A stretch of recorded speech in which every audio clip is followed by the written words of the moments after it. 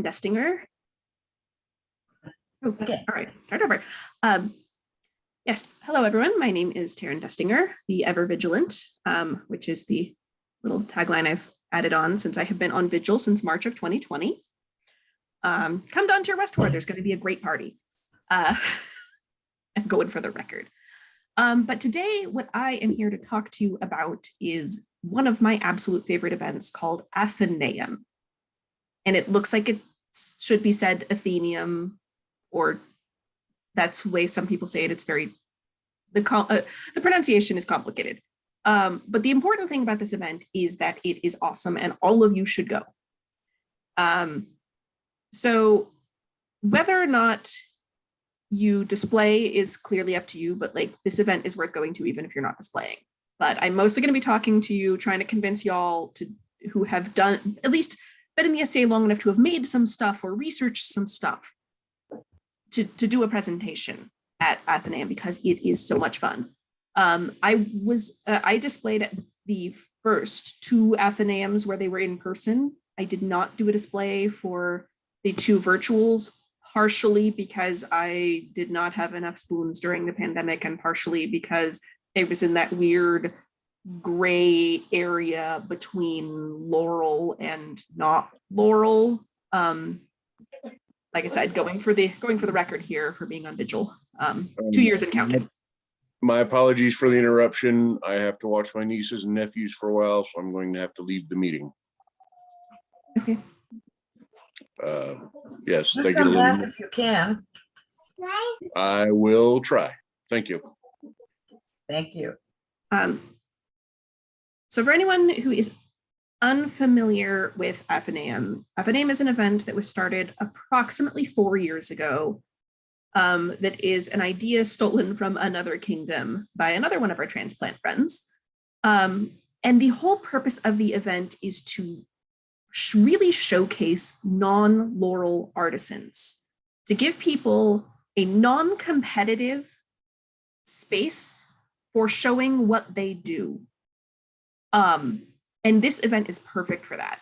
So the whole thing is you sign up and you show up with the display, and the laurels get to fight over who gets to talk to each artisan, because every artisan is assigned a minimum of 2 laurels will come to your table and geek out with you for a minute. There's no scores, there's no judging, there's nothing like that. It is just a huge celebration of arts and sciences. It's like, what are you doing? What are you interested in? What are you exploring? What do you want to learn? It's a really, really great experience. It's really great for connecting with other people who share your interests, whether that's the laurels or other people doing displays, or even just people walking around looking at displays because they haven't decided yet. When I went, I was astounded at the massive amount of cool information that I never was able to find by myself. Like I put up, like, here's what I do on my table. And people would come to me and be like, oh, that's really cool. Have you seen this book? Have you been to this website? Have you looked at this artist? And so I came home with like a whole notebook full of new resources that I never stumbled upon on my own. But because I put out there what I do, people came to me with that information, which was really, really great. It's great for teaching other people things and for inspiring other people to try new stuff. And there's some other things in there that are also very valid that are worth mentioning, like it helps you build your reputation, word fame. It gets visibility. One of the problems that we have down here in the South is that a lot of the kingdom level activity happens further north. Our Ontier is kind of centered around the Seattle area, and sometimes the folks in the Seattle area kind of forget that not everyone is a 2-hour drive from Seattle. And if you aren't a 2-hour drive from Seattle, they may not know who you are. This is a great opportunity to put yourself out there and get visibility from those people who are very actively involved at the kingdom level, and just get to know them, because honestly and sadly, they're probably not going to come to us. Beyond that, if you are a crafter who takes commissions, this is a really good place to have people come to you and be like, oh my God, what can I pay you to have you make me one of whatever that is. I turned down many commission requests while I was there. But anyway, it is a really, really great event for all of those reasons. The process to get involved with it is pretty simple. You have to fill out a survey that basically is like, who are you and what is your primary art? And don't let that intimidate you, because there will be an opportunity to revise your category, to revise what you say you're displaying pretty late into the process. At least there was the years that I was doing this. The only reason they ask you a category is to make it easier for the laurels to pick which people they want to talk to.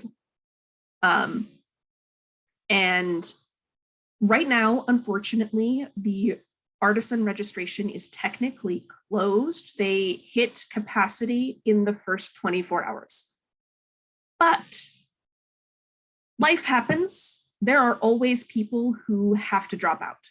So the wait list almost always ends up getting in.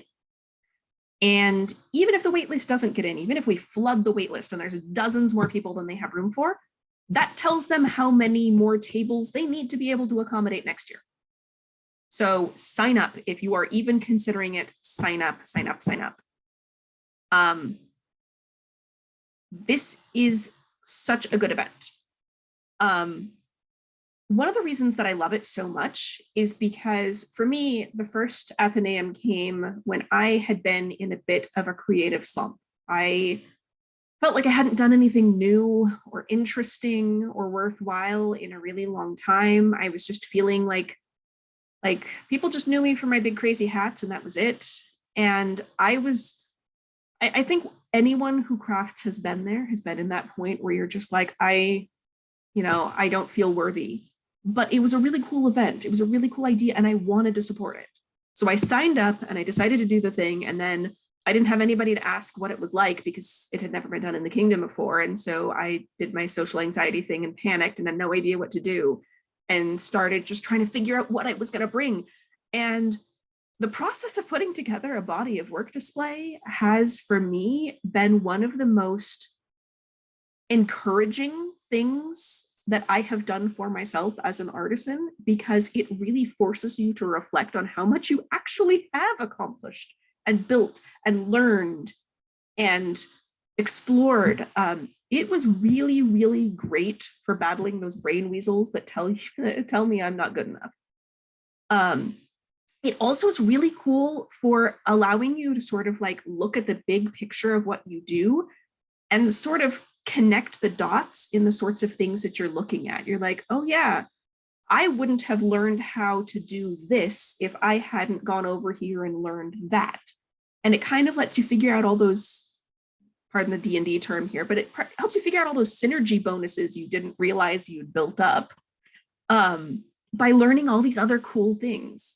So it's really, really valuable for this. And it's also, for me, I think, a really good thing to do, partially because of the sorts of things you can bring. So like if you are doing a display, my experience has been you're either competing, which means the emphasis is on new things and heavily documented things and completely accurate things, or you're doing just like an optional display that usually ends up off in a side room that is really hard to find and most people won't even go and look at it, and it often just doesn't even feel worth the effort.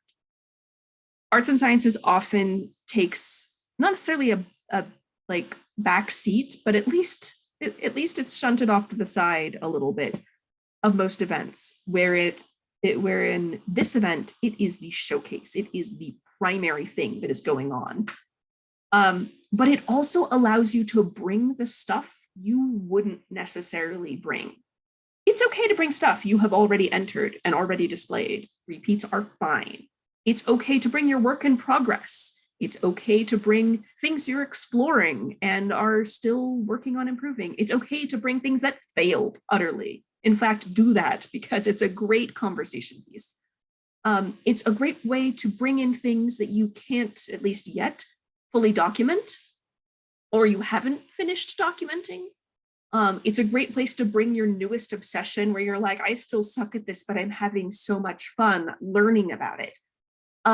Really anything that shows the skills that you have or the evolution of your research or basically anything you do, bring it because all of it's relevant and all of it's valid.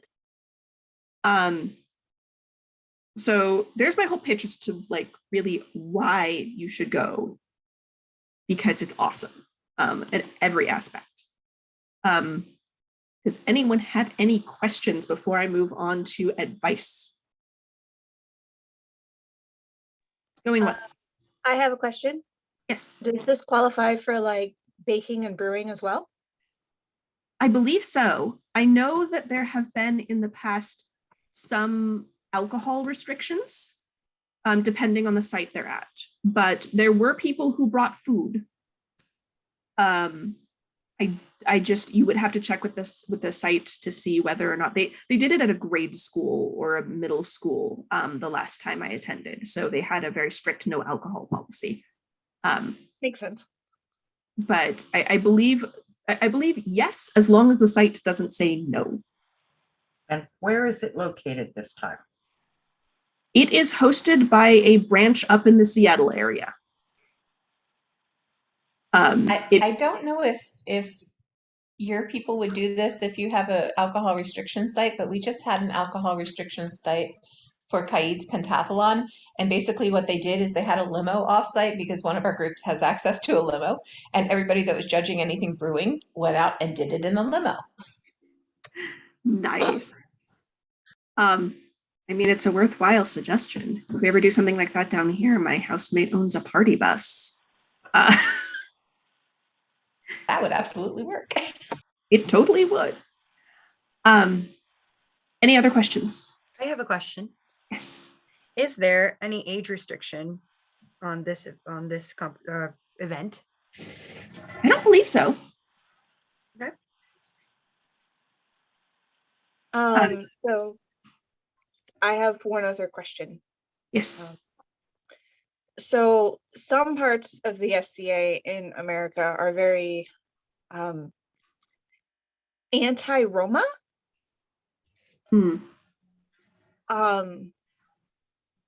Is that something I need to be braced? Like, where does Antir sit in that?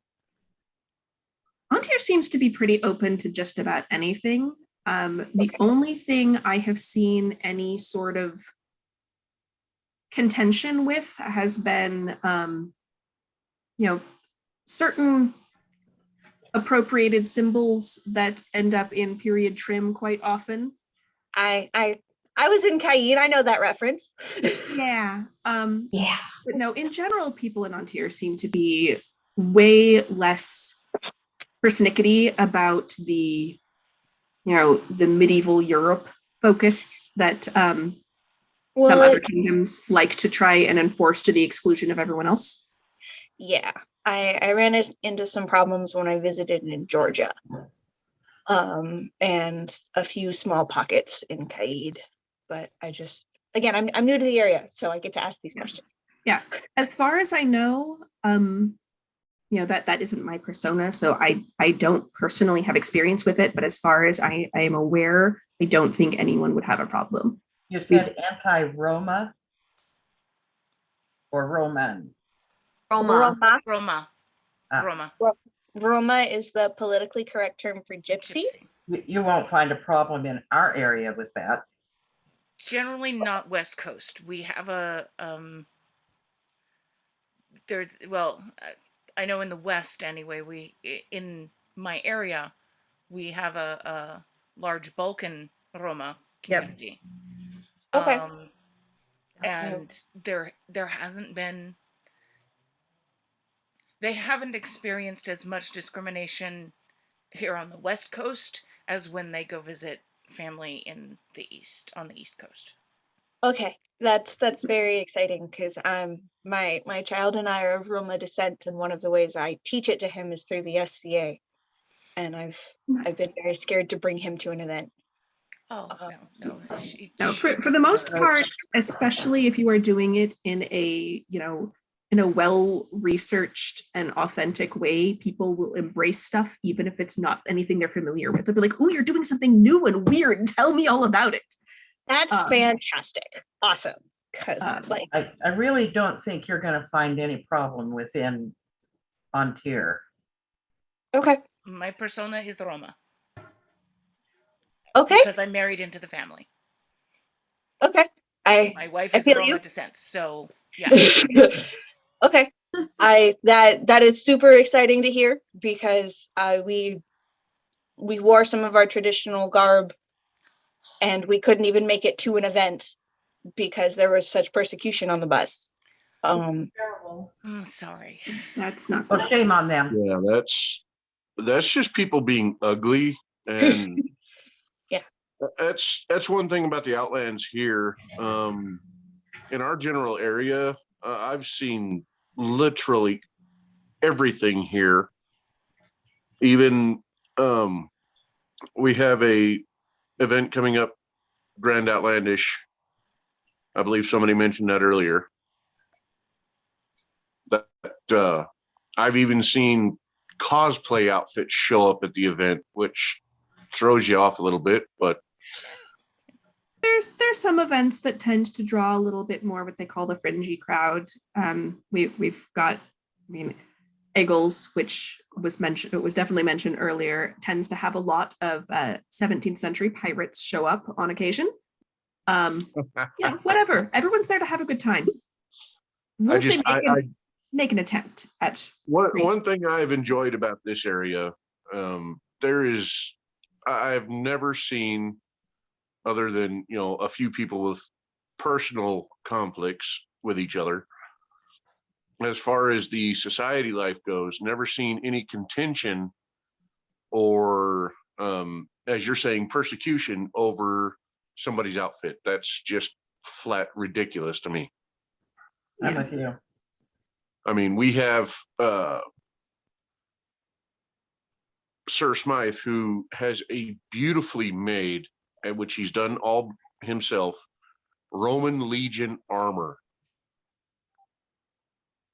that is literally shaped the way it's 99% accurate.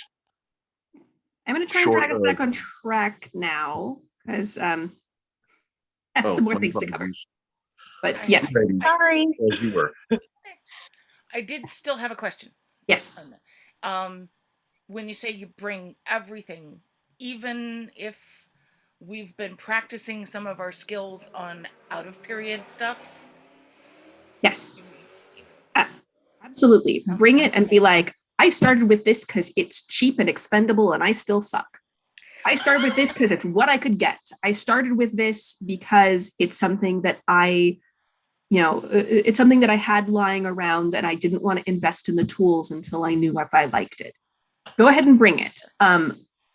Definitely. So no one is going to judge you for doing non-period stuff, especially if you say, I know this isn't period and I'm working toward period. This is my starting point. Awesome. So yeah, I bring it. I don't want to say bring it all because you may end up with what I did, where at first I'm like, I haven't done anything worthy. And then I'm like, oh shit, an 8-foot table. I should leave that at home. And I guess I only need 2 of those. And like, I ended up having to scale it down. We also, for the record, the first time I went up to Athenaeum, we had 6 people and 5 displays in a minivan for that 8-hour drive. It was real cozy. That said, the folks going up this year, there will only be 5 of us and no displays. So if anybody has like a largish thing they need to bring that will not fit in their car, especially if you are somewhere along the I-5 corridor, we can probably swing by and help you out. because we will have extra space this time in the in the Glendoofin caravan up to Athenaeum. So don't let car size limitations restrict you. I will help if I can. I want people to go to this event. It's so good. Anyway, dragging myself back to the back to the outline, keeping myself on track here. So list of things that I highly recommend you do if you are planning on going to this event. Number one, most important, number one, keep track of your physical needs. I am probably the only one I know who was not terribly, terribly dehydrated after the first Athenaeum because no one drank water. They had planned it to overlap, to stagger everybody's breaks, but no one stopped because something was still going. The only reason I drank water is because I brought my huge fighting jug of water and had it hidden under the table and also had line of sight to a drinking fountain. So anytime my table was empty, I would run to the drinking fountain and refill my mug. Drink fluids, use the restroom. I still didn't succeed at that at the second Athenaeum, even with the lunch break. Eat a food, very important. Like, keep track of your physical needs. It is so easy to get sidetracked and then suddenly you're just like, why brain no go? Oh, haven't eaten since 7 a.m. That's no good.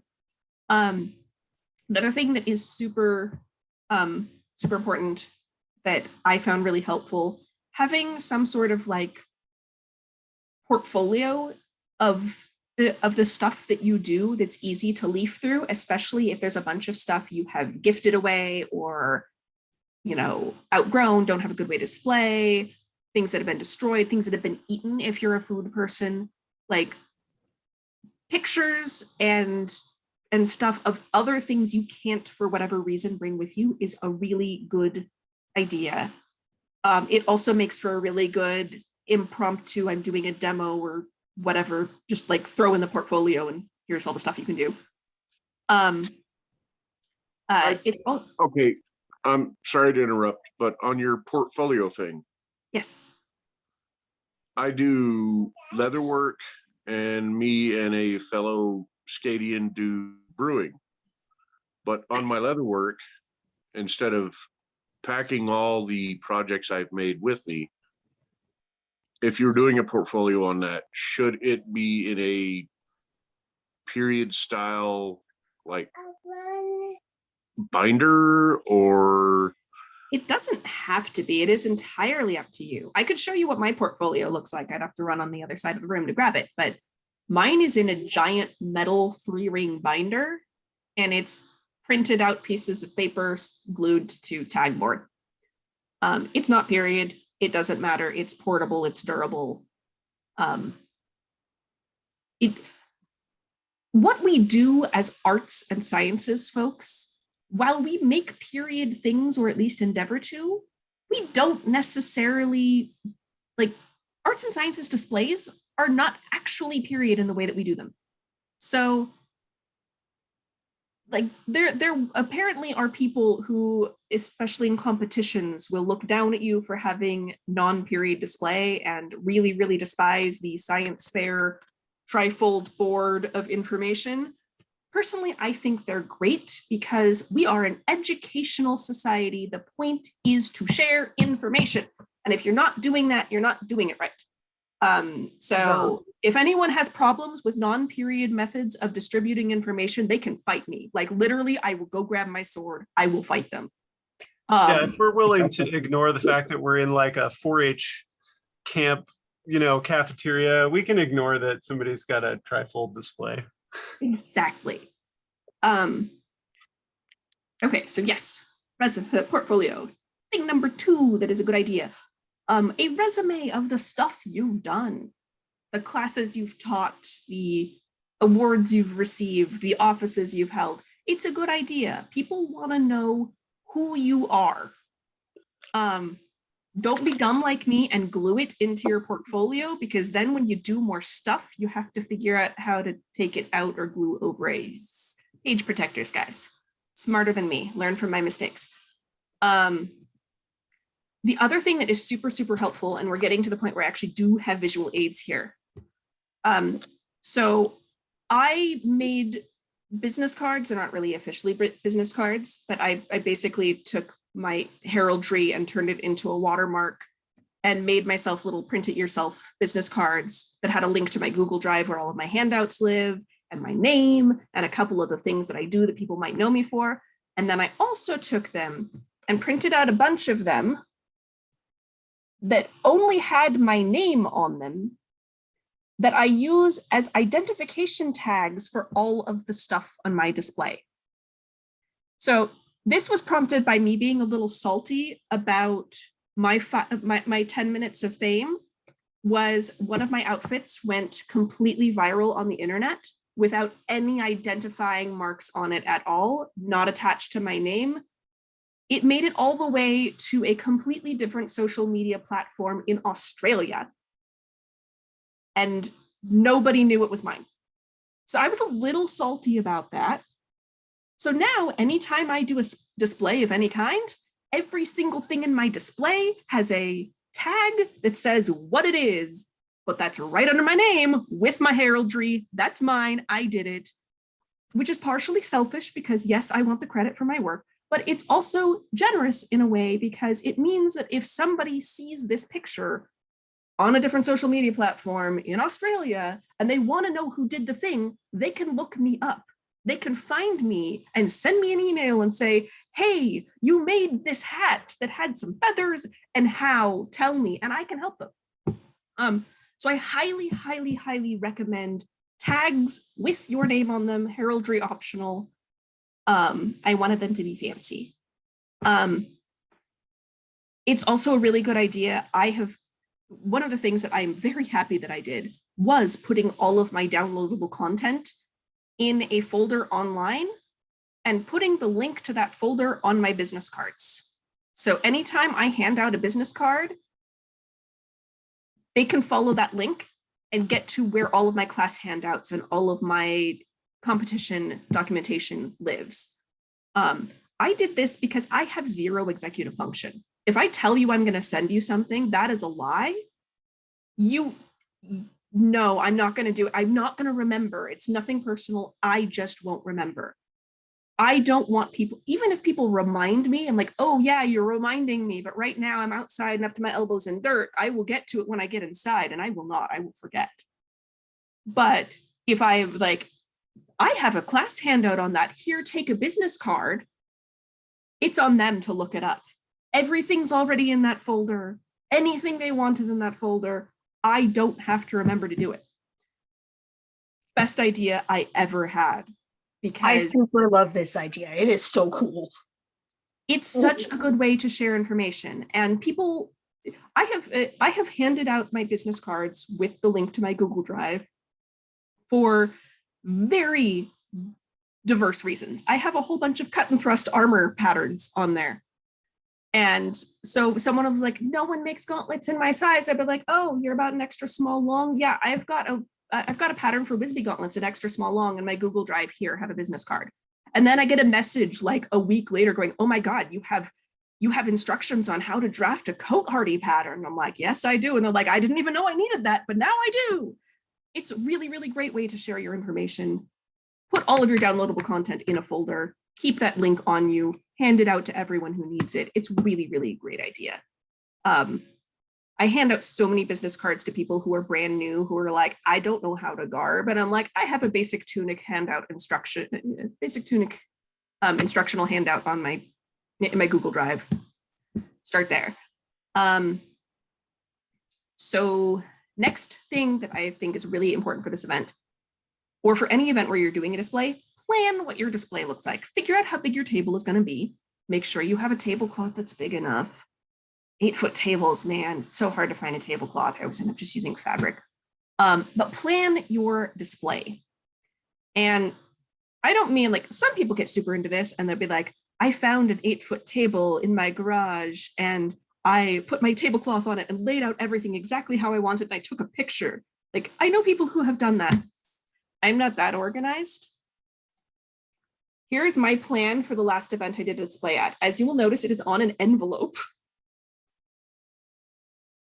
And I just did a little sketch of roughly what I planned to bring. Be like, I got 2 mannequins and a head block and some books and my little foldy display board that I'm going to pin my information to, and a chicken skeleton and a box of goose bones. That's what I'm putting on my table. This is the plan for the my Principality Arts and Sciences competition display, which I won, by the way. So like, totally legit method of planning your display. Does not have to be fancy. Just basically have an idea of where you're going to put stuff. What things get lost when they're just a little scribble representation that may need some oomph, may need to sit on a box or whatever. And the last thing in my what you should prepare beforehand. So I mentioned a couple times that I have some social anxiety. A lot of us do. This was the best piece of advice given to me before this event. Come with a conversation starter planned. And what that means to each person is different. That depends on your level of social comfort and what you do. For me, I didn't trust myself to start a conversation at all, but I knew that I needed something. I needed some sort of prompt. So I took one of my handy little cards and I printed it out even bigger, and I put it in the middle of my table, and it said, ask me about pad stitching. Nonverbal open invitation. So anyone who walked by my table and didn't know me and didn't know what I was doing, but wanted something, basically had that invitation. It'd be like, okay, ask you about pad stitching. What is pad stitching? And I could start a conversation from that. So if you, like me, are really bad at initiating conversations, ask me about this thing that I care about. Not everyone is going to use it. Some people will just show up and start talking to you because some people are like that. But the people who don't know how to start a conversation will appreciate the invite, and it will give you somewhere to begin. So those are my like prepare before you go things. Any more questions? I had a comment about linking the Google Drive. I think that's an excellent idea, and I want to thank you for pointing that out. For anyone who hasn't done that before, when you share a folder, make sure that you share it as view only. Otherwise, people can go in there and edit and take whatever they want, and that's not great. The other thing is that if you don't want to use that big long link that Google provides, there are services out there like Bitly that make a shorter URL code, so it might fit into your card better. And it's something that you can usually put in on your own. Like mine says Taran class handouts. Yeah. So you can, it's not a string of nonsense letters and numbers and symbols. It's something you actually can kind of remember. The one warning with doing that, however, is my business cards that I've been handing out since the first Athenaeum. Google went through a security update earlier this year and broke that link. So the link that I've been handing out for 4 years suddenly was broken. So I had to make a new one recently, which kind of sucks. So just be aware that that can happen when they go through security policy changes. They can break your shared links. So keep an eye on that. If I checked my email more often, I would have realized that it had happened a couple months before I did, but it all ended up, it all worked out in the end. But yes, next section, unless there's more questions. So making a good display is something that I know that a lot of people have kind of struggled with. Again, my lovely plan here is scribbled in pen. It's not fancy at all. But the things you're going to notice in here is there's levels. There's things at different height. You want to be visible from across the way. You want people to be able to see what you do at a glance. Like just think of any fair you've ever been to, any like merchant's row you've ever been to, the people who are just like walking up and down the aisles and seeing like what's in that booth, what's in that booth, what's in that booth, you want them to be able to tell at a glance what you do, so no one who's interested in your thing is going to walk by. That said, levels, try to plan what you're packaging your stuff in boxes you can put under tablecloths to give you that elevation height you need. Like try and combine purposes wherever you can here. Number 2, again, my big push is information. People should be able to walk by, glance at your table, and know who you are and what you do. If you have no other information on your table, it should be your name and the category of thing or things you are presenting. Accessibility is a big thing, and by that I mostly mean one of the flaws in my plan from my first Athenaeum, where I did not do a good job at editing what I was bringing, was setting your display up in such a way that you, from behind your table, can see what people are looking and pointing at. Because people would come up to my table and they would be like, "That's really cool, how'd you do that?" And I would like lean way over the table and still not be able to see what they were pointing at, because I did not set up my display for me to be able to see it.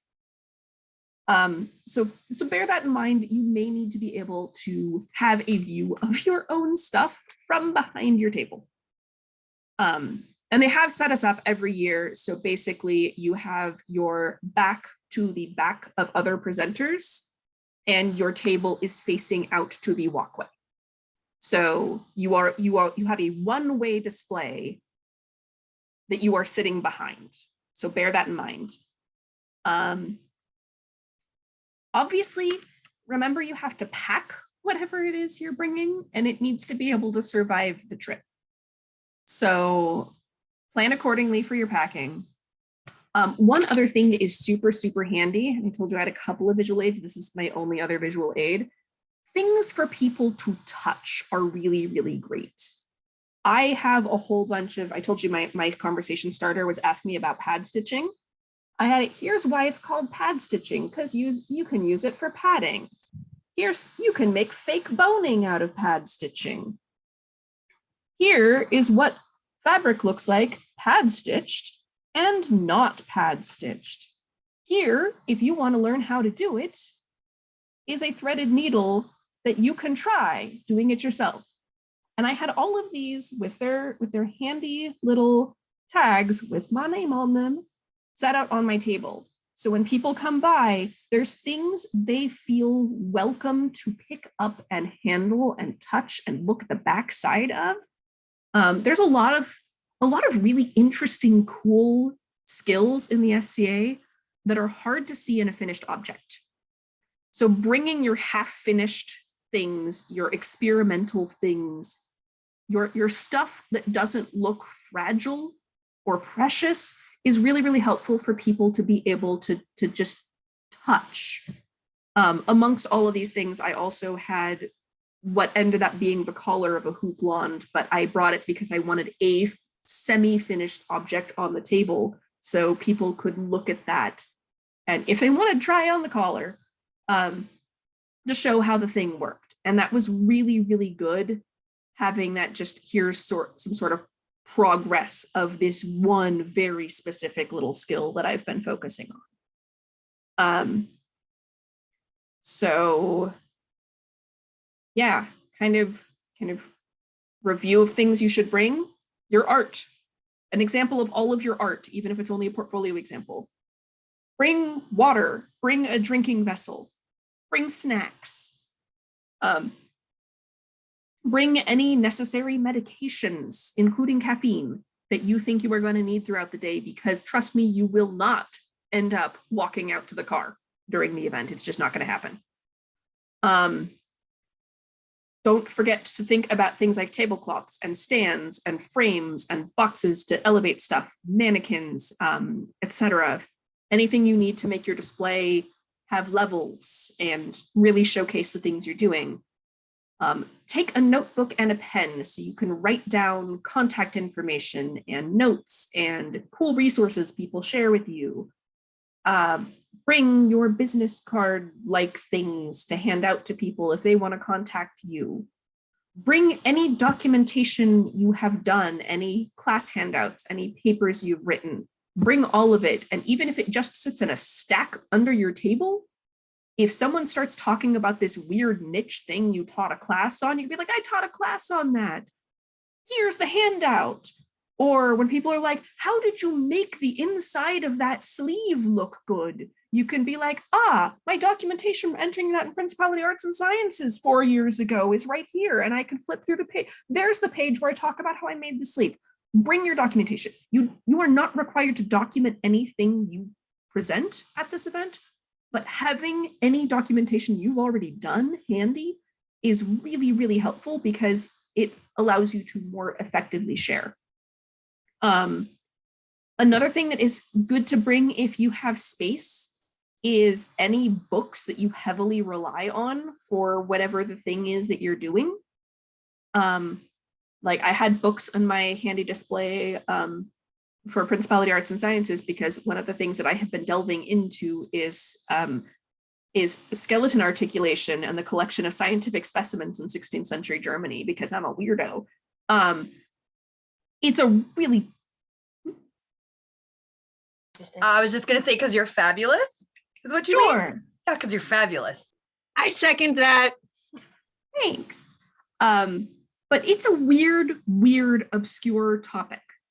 And I have yet to actually read anything terribly useful in any of the books I have acquired on the subject. But I have some fabulous books that kind of talk around the subject.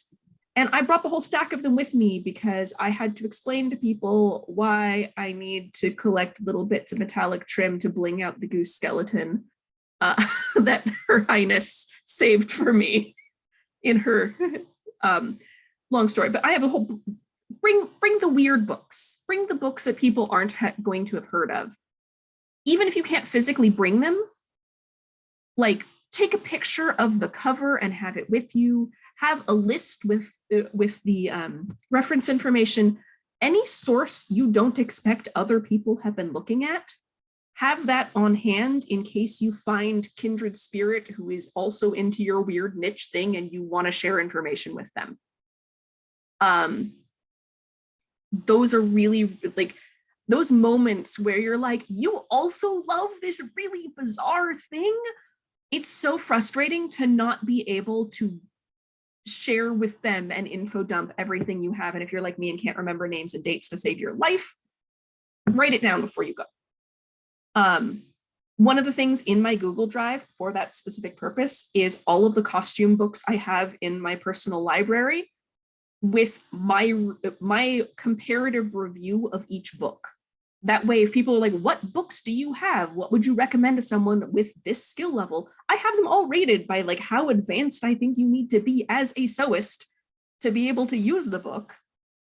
Because anytime you find a review, they are written from people with wildly different backgrounds. But if you can look at this list and go, okay, I have a book that's rated as intermediate, and I feel like maybe it's a little bit hard, but they're saying it's intermediate. That means that anything they say is going to be a little harder than I think it is. So if they say this book is way advanced, I don't want to buy that book. Something that's helpful. I haven't yet done that for any of my other reference books, only the costume ones, because that's most of the questions I get from people. But again, my big focus is I love sharing knowledge. I love being able to help people learn stuff. So anything I can do to share information and help people get started on their path is huge for me, which is why I was trying so hard. Like, everyone should go to this event. How can I help you? How can I convince you? I pretty much run out of things that I had planned to say. So does anyone else have any questions or comments? I have a comment. You make this event seem way less scary than the scribes. It's not scary. It's one of the reasons I wanted to do this is because I know from personal experience how intimidating this event seems. it's terrifying to sign up for this and go, oh my God, what am I going to bring? Am I going to be worthy? Yes, you are worthy. Go, bring your thing. It will be a delightful time. I had so much fun at this event, but I am not going to lie. I spent like 3 months being super stressed out and anxious about this event before the first time, which is why I wanted to be here to help anyone else who is feeling that way.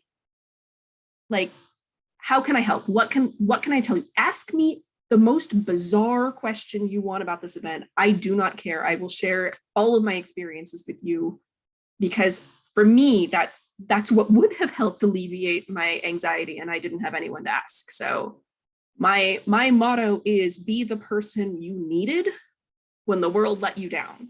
So I'm here. Ask me anything. So when you arrive and there's a setup time, they say, here you go. Do you get assigned a table?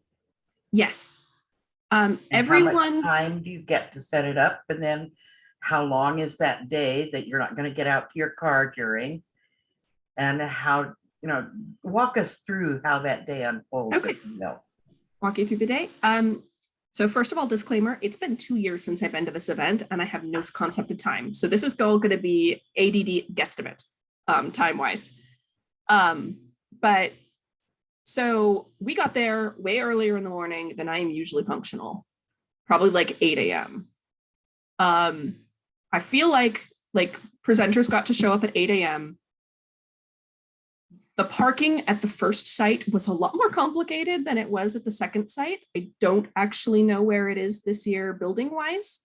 But we first showed up, we went into the gate, we signed in, and they said, your table, what's your name? Your table's over in that corner, go find it. And every table had a little card that had your name on it, your table number on it, and a color code on it. So they had everyone divided into 4 groups. So the plan is that,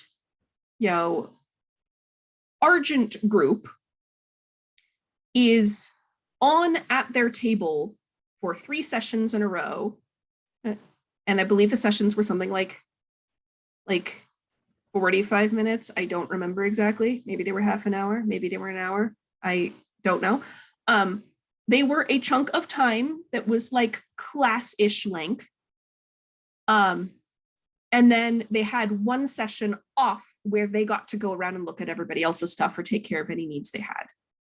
And they did that for the first half of the day and then reset and do it again for the second half of the day. So 3/4 of the time that displays are happening, you are on and at your table. 1 of those 3 on time slots is your official designated laurel visit. The other 2 are anyone else who is attending the event, including the other presenters, wandering by your table and talking to you. So you are pretty much guaranteed a nice, lengthy, involved conversation with someone who is specifically signed up to talk to exactly you, and a whole bunch of smaller scattered conversations from people who are passing by and interested in what you're doing. So it's a really good mix of in-depth and a lot of activity. And I skipped the part of setup. I believe we had to set up at like 8 a.m. and I think it was like an hour and a half or 2 hours. It was enough time to get your table set up, but not so much time you felt you could be leisurely about it. It was enough, and I tend to overpack and overthink. So the big reason I remember being stressed out the first year is, like I said, the parking was complicated.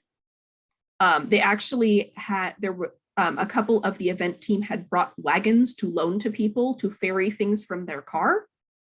But where we ended up parking and where our displays ended up being, we ended up taking a side door up a staircase, was the most effective route to get in, because we didn't want to go all the way around to the main door from where we were parked. And again, I don't know what the site is like this time, but if you don't have 6 displays packed into your car, it won't be so hard to unload. The setup time was it was more than an hour, less than 2, I think. And then, like I said, you had 1 session designated visit, 2 sessions, people coming to talk to you, just kind of at their whim, and then 1 session free range explore everybody else's stuff. And then they started over. The first year, they didn't have a planned lunch break. They expected us all to take our 1 session off and see to all of our physical needs, and no one did. I ended up almost having a blood sugar crash in the middle of the event. Suddenly I realized I hadn't eaten anything, and I went over to the other people I had carpooled with and like, I need food or I will die. I will order food for all of us, what you want. And we all just impulse ordered gyros because that's what was close. And the food came to the event and it was delightful. Luckily, they sent out a feedback survey after the first year with what would you improve? And I'm probably not the only person who said, please, dear God, give us a lunch break. So the second year, they not only gave you a designated lunch break, but partially to ensure everything actually halted, they actually had an opt-in meal where you could throw an extra $5 at them and they catered a lunch. So you actually had food that was there all at the same time so you could eat with everybody else. And it was a really, really great to have just some time to sit outside in the sunshine, decompress, take a couple breaths, eat some food, chat with people you haven't seen yet.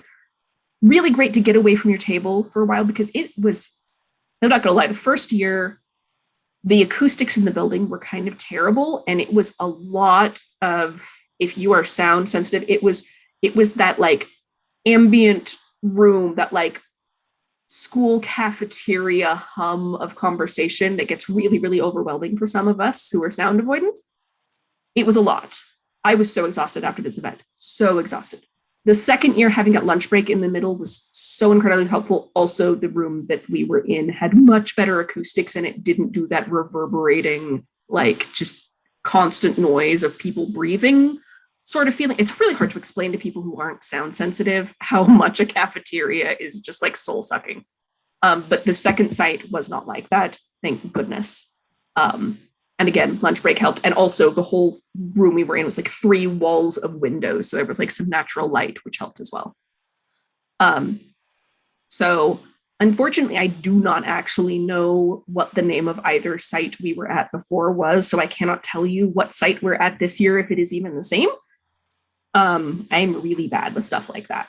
But I believe that they have been aiming to improve the event each time. So my guess is that even if they're not doing the catered lunch, they will still have the designated lunch hour where everything is broken up to let you decompress, which is really, really handy. So for those who may have food sensitivities, you probably still want to pack your own food. We ended up, the second year I went, one of the people in our party was a Laurel who packed it. She's a cooking Laurel. She packed an entire cooler full of snacks to feed us. It was lovely. You will have your whole under table space to store your empty boxes and bags and whatever else you bring. If you need snacks, bring a cooler, stash it under your table. I highly recommend anything you can quickly just get the blood sugar up if you are someone who needs to be concerned about that. I am a huge fan of little jar of trail mix goes with me everywhere so I don't die because I forget to eat. But yeah, the day feels really, really full, even though the event isn't particularly long. We ended up, I believe, there was court at the end of the day. The king and queen were there. I don't remember court had wrapped up and everything was over with before dinner because we went back to where we were staying and had dinner after the event. So it's not a terribly long event. It's just a very, very full event. Another thing I highly recommend, especially if you and a couple of other people in your household or branch are carpooling or caravanning up together, my branch pooled together and rented an Airbnb. And before we left in the morning, the morning people threw some stuff in a crock pot and left it on the counter. So when we got home from the event, we had a crock pot full of delicious food waiting for us with some fresh baked muffins that another person had brought. And like we were able to like sit and hang out in our, comfy pajamas after this long, exhausting event and talk about our experiences while we ate delicious home cooked food that none of us really exactly had to prepare. Highly recommend. Rent a place with some friends, throw some stuff in a crock pot. Future you will be so happy you did. The first year we went, we got hotel rooms, and like you come home from this event and your brain is so full. It was very hard. It was very hard to like process all of that. It was way easier with this, having a couch to sit on with your friends where you can chat and share a meal together. Especially when you can do it in your pajamas as opposed to having to like go out to a restaurant and sit at a table wearing real pants, because who wants to do that after an event? I certainly don't. So that would be my other like post-event recommendation is find your team, find your carpool buddies, and absolutely see if you can find a good place that is going to be comfy when you get home and you just want to discuss everything. So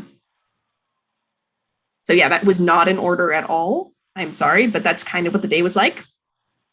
Any additional questions?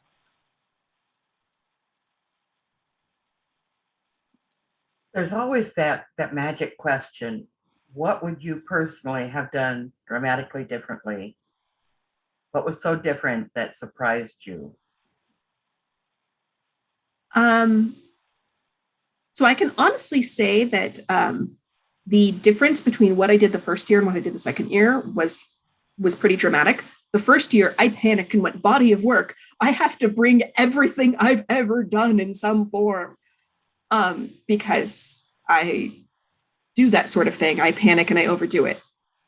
The second year, I decided to focus on a particular set of skills I was working to develop.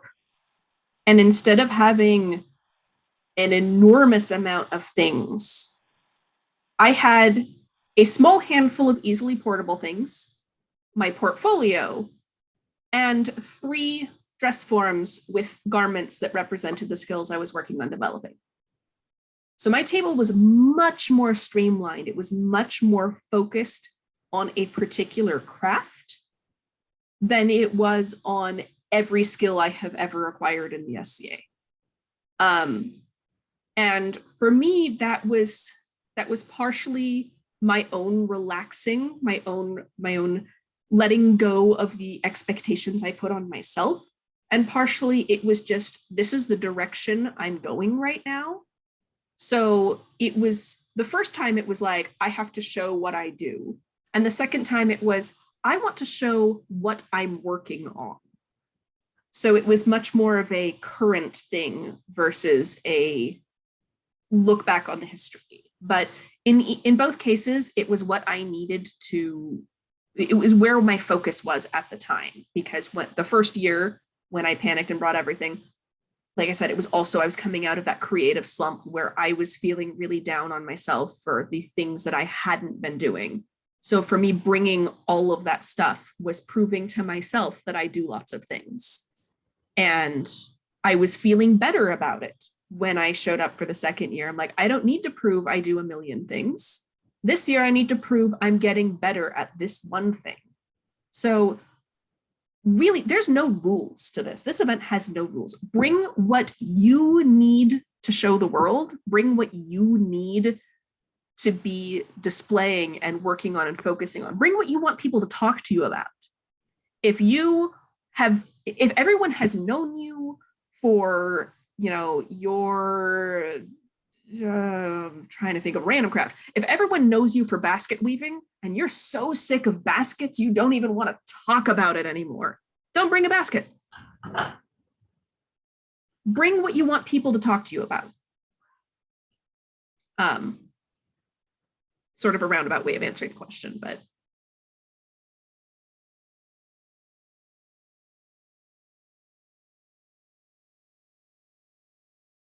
You're muted. Sorry, I was talking to someone who walked into the room. Okay, sorry. Um,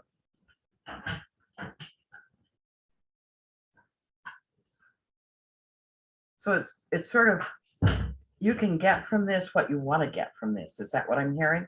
Yes, absolutely. And the goal is it's kind of twofold, it sounds like. One is to share and encourage and excite others to do the things. And the other is very specifically to gain some insight into how you can do the things in a maybe different or better or more successful or more effective way. Yeah. Okay. But for those of us who want to do all the things all the time, Yeah. I don't get to the point of saying, oh, I'm really good at this thing, so now it's time to move on to the next thing, because I'm a little like a dog, a squirrel. Yeah. I'm working on this squirrel. I'll do that for a while. Oh, squirrel, that looks good. Well, and that's one of the reasons I love this event, because for those of us who do have trouble focusing on one thing, if you have an amazing breadth of skills and interests, it's really hard to do things like enter a competition, because usually you need that certain level of depth if you're going to score well. And if you're not going to score well, then most of us don't have the emotional fortitude to enter something we know we're going to score poorly at. Let's put it that way. So yeah, I don't compete. Yeah.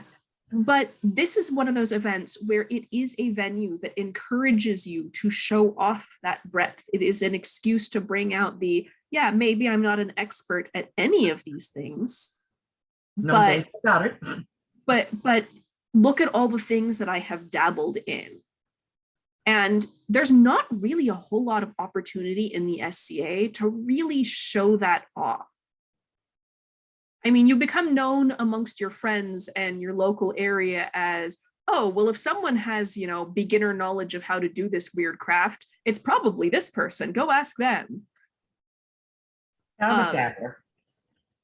But as far as actually having any sort of like showcase event where you really get to be celebrated for a variety of skills, this is pretty much it. This is the event for something like that. So in essence, everybody who's here in this little Zoom room has something awesome to go and share with the other people there so that it can go forward and more people can do the thing. Yes. Everyone should go. Well, you can, oh, go ahead. I was just going to say, when is it? Very good question. It is the week after Ontario West War.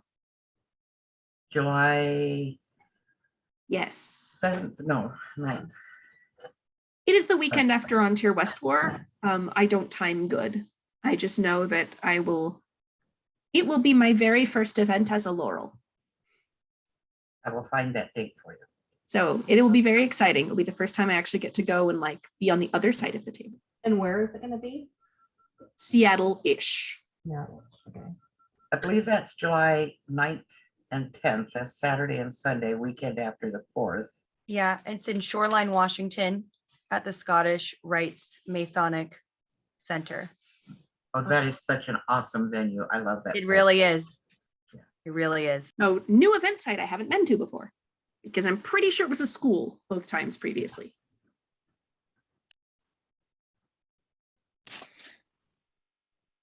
I wanted to say congrats on getting a laurel, and you've convinced me to go. Yay.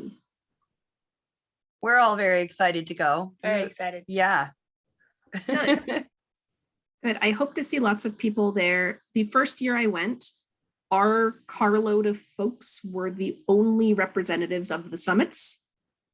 It was just the 6 of us. Nobody else went. And believe me, we gave shit to the people who were from Seattle and complaining about the drive because they had to go through some traffic to get there. We're like, we're from as far south as you can get before you run into the next kingdom, and we're here.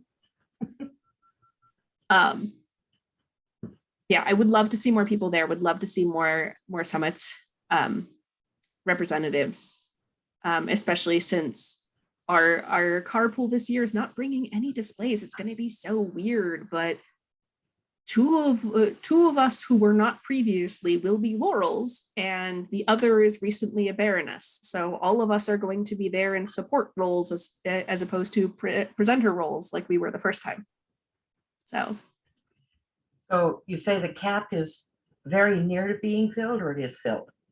Technically, they have filled all of the slots, but they are still accepting waitlist slots. And there's usually about 10% of people seem to drop out by the time you get halfway there, just because life happens.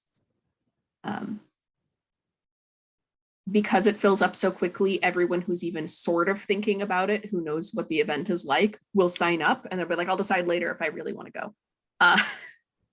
It's like rooms at 12th night. Okay. Do you have to have a display to go? You do not.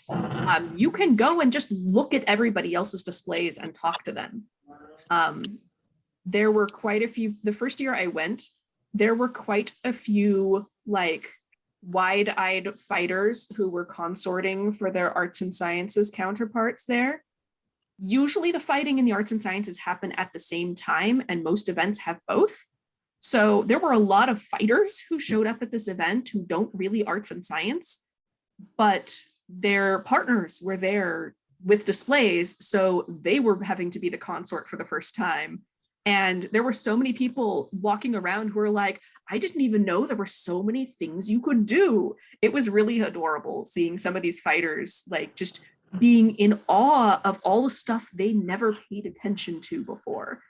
There was a lot more people going specifically to look at stuff the second year, but like the first year, I very specifically remember several fighters wandering through, just like mind blown at the massive amount of skill on display there. But yeah, I highly recommend it. I only briefly got to look around both years I went because I only had my, hour away from my table where I wasn't shoving food in my face. So I'm really looking forward this year being able to actually go and look at everything. It's gonna be great. So yeah, if you don't feel confident in displaying this year, still plan on going, checking stuff out. I know for me, being able to go to this event would probably have alleviated a lot of the anxiety about what am I supposed to bring. But I wasn't going to miss out on the opportunity. So for those of us here in the southern part of the more southern part of the prince, the realm, it's 1 day of travel, 1 day of display, and 1 day travel coming home. So you kind of need 2 nights. Yeah. Okay. Good to plan for. Yes. No, it is a 1 day event, which is nice because it does then mean, if you travel up Friday evening or take Friday off work or take a half day or whatever, travel up on Friday, spend the night, spend Saturday at the event, come back to wherever you're staying Saturday night, eat food, lounge around in your pajamas, processing everything you've learned, and travel back on Sunday. But all the more reason to find carpool buddies and rent a cool place to stay.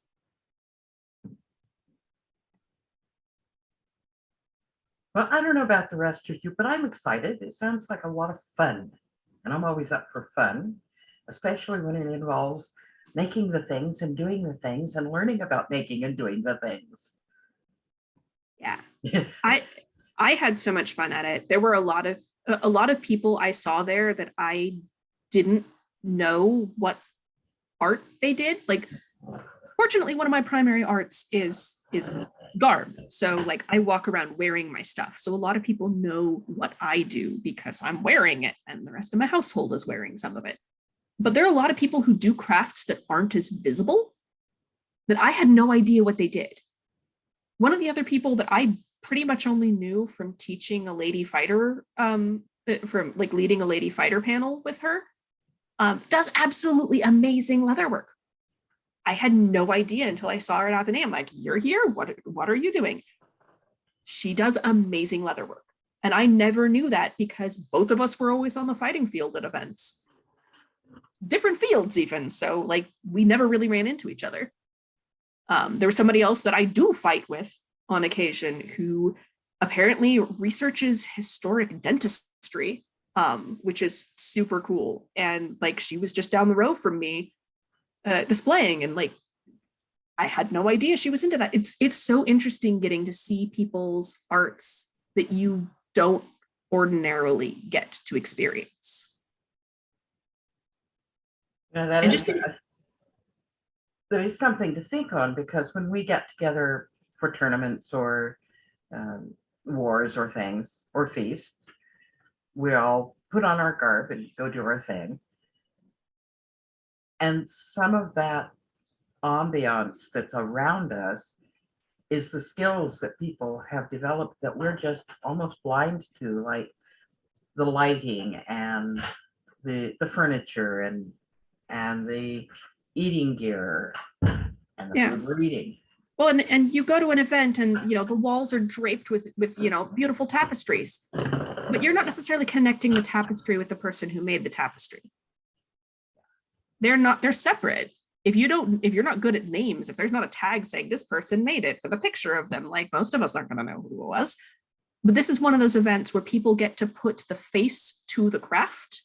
They get to actually meet the person behind the skills, which for so many crafts, for so many things, there's not really a good venue for that to happen. So like especially if the things you do aren't something you are wearing as you walk around, I highly recommend you do this so people can learn that you are the person who does this thing, because that's how you gather more people interested in that thing to you.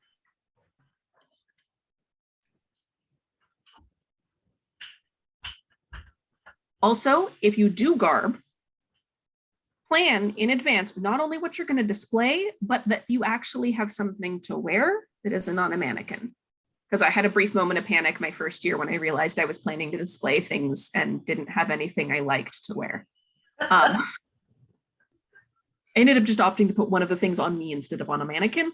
But just do be aware that you also will want to wear clothes and wear comfy clothes. You're going to be sitting behind a table for a long time, and you probably don't want to wear like super tight bodice or cumbersome hat, or just keep in mind load in, load out. Even if you do want to wear your super fanciest stuff, maybe plan something where you can load in wearing your kirtle and then throw the gown on when your table's set up. Just be aware of that, because those are some of those things that I at least have a tendency to forget about when I'm planning displays. I get so focused on what goes on the table that I forget I have to be there too. So I'm being piggy about asking all these questions. Someone else should walk over the top of me here. But people like Magda, she does an awful lot of music. I saw somebody had a harp earlier. When you're putting on display what your arts and your crafts are, what about presentation of music?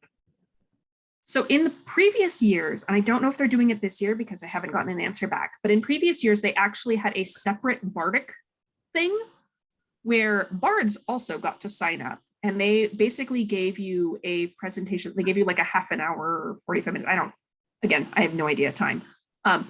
They gave you a time slot, and basically you had the floor and you got to do your performance of whatever it was in front of your audience for that amount of time and talk to people about stuff. And I'm not a bard. I do limited theatrical things, but I don't really bard so much. But a member of my household, a couple members of my household are bards. One of them went to Athenaeum the last year. It was in person. And we had spent the entire last year talking about how awesome the arts and sciences side of it was, me and his lady. And we're like, this event is so cool. Oh, and they do bardic stuff. So he decided to go sign up and go for the bardic stuff. He's like, what's it like? And we're like, we don't know. We never even made it to the bardic room. No idea. But so we were really hoping that he was going to have fun, because he's one of those people that he gets in his head a lot, gets a little anxious about things, was a little bit unsure about an event that he really didn't know anything about this side of the event. And we were not able to go and support him. So we were really hoping that he was going to have a good time, but we didn't know. We were basically just like, have fun. We'll see you in 3 hours. So he went and he did his thing. He came back. I was the first person he saw when he came back after his time slot. It was one of the brief moments where my table was empty, and he came down and sat next to me at my table, and he was just vibrating with excitement. He had such a good time that he basically he was sitting there just like, the queen told me I have to finish this thing, and there was this feedback, and I got to perform all of this, and he had so much fun at it.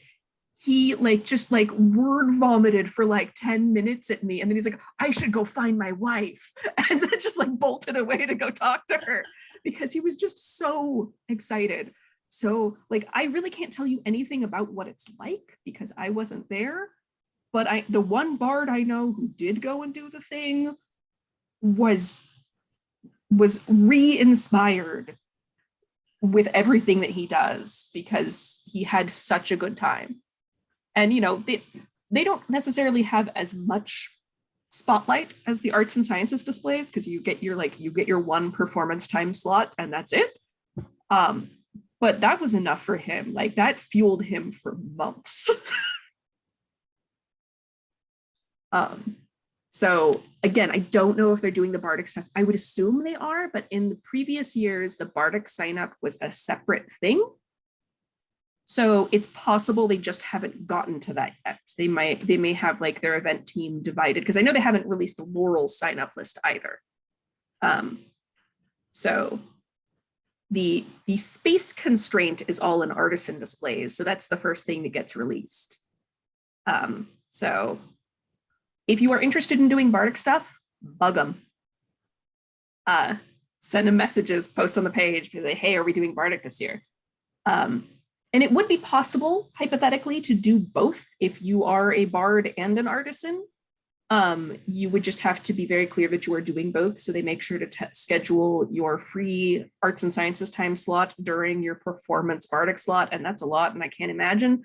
But I also am an introvert. So, if that's your thing, go for it. But I can't. So there's some really talented people in this entire kingdom, and if they all just swarmed in there, they'd have to move it to a 2-day event.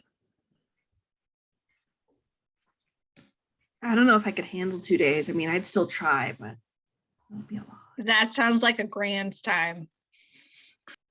I'd have to sleep for a week. I was so tired after the first one, so ridiculously wiped out. but in that really satisfied, like I just got home from war and all I want to do is sit on the couch and veg, but I had such a good time. I would do it again, just not right now.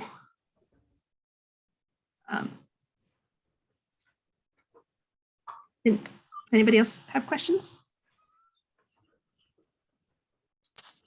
So I have a comparison. Mhm. For all of this, it sounds like we're staffing a con. Yeah. Like that's what this sounds like, and I'm really excited about it. I have absolutely no way to present anything, and that's okay.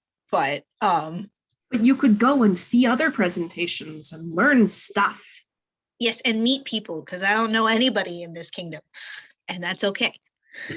Well, this is a great way to figure out who you want to talk to.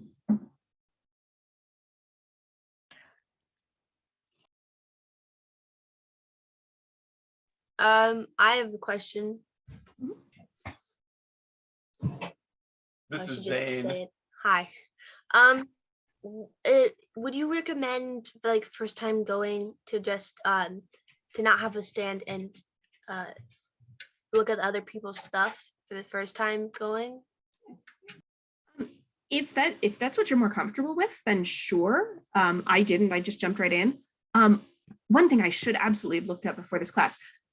There is a YouTube video tour of the second Athenaeum. If you need a visual of what it looks like, you'll have to listen to me talk some more because I was the sound tester. Like, talk about your display. I'm going to see if this works. So I'm in that as well. But there is a bit of a walk around so you can see several different people's displays if that makes you feel more comfortable and you want to try and jump right in and have a display. But if if the idea of being on a wait list and not having a guaranteed slot is adding to the anxiety, go ahead and just go as a visitor. If it's up to you. I don't think there's any reason you have to wait, but I'm also not going to try and push anyone into things that they're not comfortable doing yet.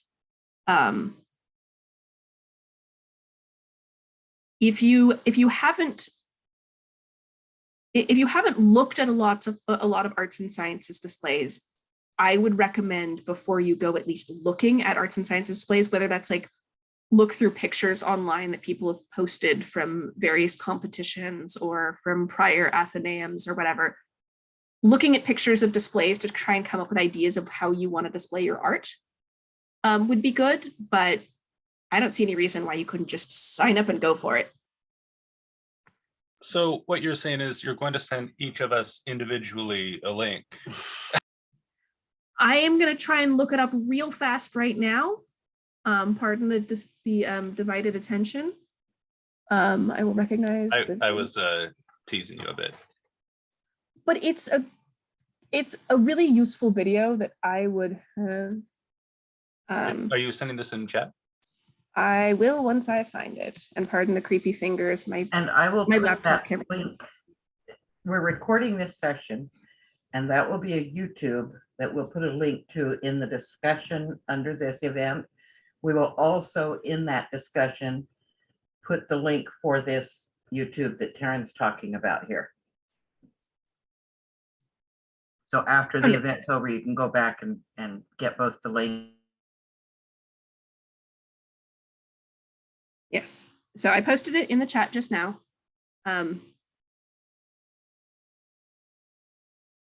So it is a 10.5-minute video done by I guess she's no longer on Taran, but a Laurel who started out in Ontier. I believe she moved last year. Some of you may be familiar with Morgan Donner. She does a lot of delightful online content, but she's the one who ran the who did the video. So anyway, that should give you some idea of what things are like. And you can see one of my big, giant, ridiculous, feathery hats because that's what I'm wearing. Anyone else have questions?